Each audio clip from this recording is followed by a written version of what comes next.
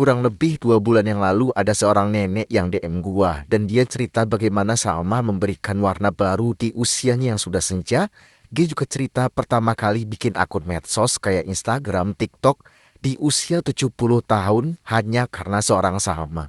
Hal ini bikin gua penasaran, terus gua nyari tahu tentang rentang usia penggemarnya Salma. Dan karena gua punya TikTok dan juga upload konten di YouTube, gue punya data-data itu dan hasilnya mengejutkan.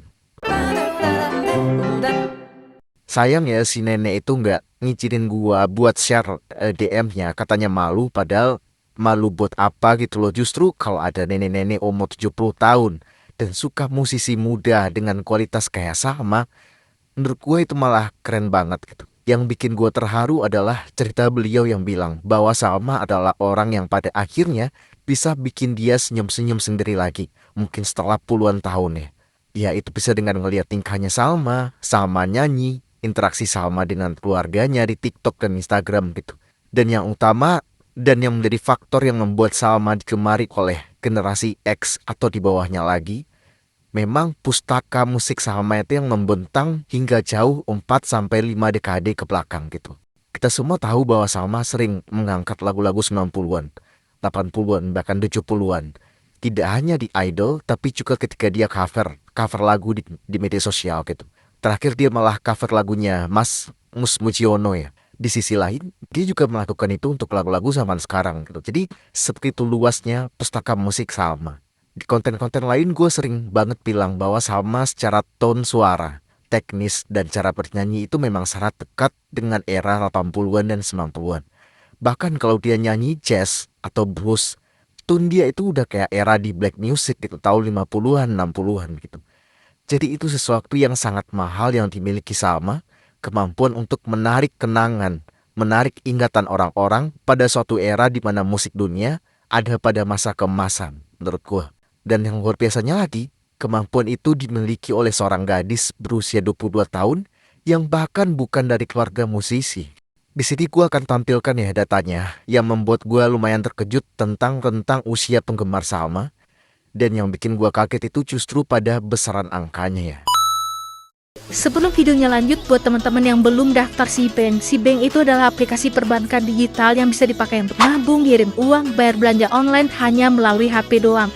Klip yang lainnya, kalian bisa gratis 100 kali transfer kemanapun, gratis 100 kali top up e-wallet setiap bulannya, tanpa saldo mengendap dan tanpa biaya bulanan. Dan cuma 5 menit kok buka rekeningnya. Teman-teman bisa dapat bonus Rp10.000 dengan cara daftar melalui link yang ada di deskripsi video ini. Terus teman-teman tinggal nabung minimal Rp50.000 dan tahan tabungannya selama 3 hari. Teman-teman gak perlu ragu karena SeaBank terdaftar dan diawasi oleh Otoritas Jasa Keuangan atau OJK dan merupakan peserta penjaminan lembaga penjamin simpanan atau LPS. Jadi tunggu apa lagi? Ayo buka rekening di SeaBank. Kalian bisa perhatikan di sini ada data penonton konten Salma di TikTok gua. Di awal-awal gue bikin akun TikTok, jadi ini kurang lebih hampir 2 tahun yang lalu lah ya. Dimana penggemar prianya cuma 15% dan didominasi oleh mereka yang berusia 18-24 tahun sebesar 62%. Kalian bisa lihat untuk usia 55 ke atas hanya 1% ya. Dan sekarang kita bandingkan dengan penonton konten gue bulan ini. Ya ini jaraknya seperti yang gue bilang, ya udah setahun lebih lah ya. Dan kalian bisa lihat penggemar prianya naik drastis ke angka 64%. Dan yang luar biasa lagi, rentang usia 45-54 jadi yang paling banyak dengan 25%. Bahkan usia 55 ke atas lebih banyak dari yang 18-24 tahun. 16% banding 15%. Gue tahu mungkin karena pembahasan gue yang hampir semua tentang musik, jadi mungkin ini mempengaruhi karena biasanya mereka yang muda-muda itu lebih suka konten yang lucu-lucu dan lain-lain. Mereka mungkin kurang tertarik dengan pembahasan teknis bernyanyi, tapi sama ya penyanyi gitu loh. Jadi gue menangkap data ini lumayan valid jika mereka kemudian dikategorikan sebagai penggemar. Karena kalau melihat tagar postingan gue pun, video gue pun di TikTok itu cuma 3 doang. Sama Salsabil, sama Idol, dan Salmed. Jadi nggak ada tagar di luar hal yang hubungannya dengan Salma. Dan untuk rata-rata rentang usia penonton Salma, di 10 video gua dengan views terbanyak di akun TikTok gua, angkanya seperti ini. Walaupun pada akhirnya rentang usia 18-24 mendominasi dengan 29%, tapi semua rentang usia ini ada di angka atau di 2 digit gitu loh. Jadi bisa disimpulkan penggemar Salma itu ya seluas itu dan semerata itu. Data ini juga sejalan dengan apa yang ada di YouTube gua. Gua juga upload beberapa video TikTok gua yang bebas hak cipta ke YouTube dan datanya seperti ini. Untuk gender ya cukup seimbang lah ya. Dan lagi-lagi usia 45 sampai 54 itu paling banyak dengan 28%. Dan lihat untuk usia 65 ke atas itu sama dengan usia 18 sampai 24. Gila nggak tuh?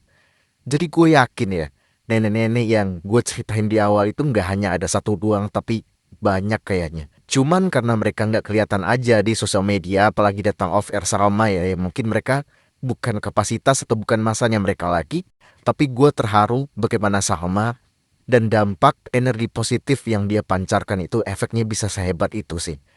Dan dia mungkin nggak sadar, tapi ya itu faktanya gitu. Bahwa dia telah memberikan banyak kebahagiaan. Dan bukan hanya memberikan, tapi juga menghidupkan lagi kenangan banyak orang, terutama mereka yang memang usianya di atas 45 tahun. Dan karena fakta-fakta tadi, gue sangat memohon pada kita semua agar kita semakin bijak, semakin berhati-hati berkomentar di media sosial. Karena kita nggak pernah tahu yang kita temui di media sosial itu apakah lebih muda dari kita, apakah seumuran, atau jangan-jangan seusia ayah dan ibu kita. Jadi mari menghindari menuliskan komentar-komentar yang buruk, kata-kata yang buruk, ketika berinteraksi dengan sesama fans satu fanbase atau dengan fans dari fanbase lain.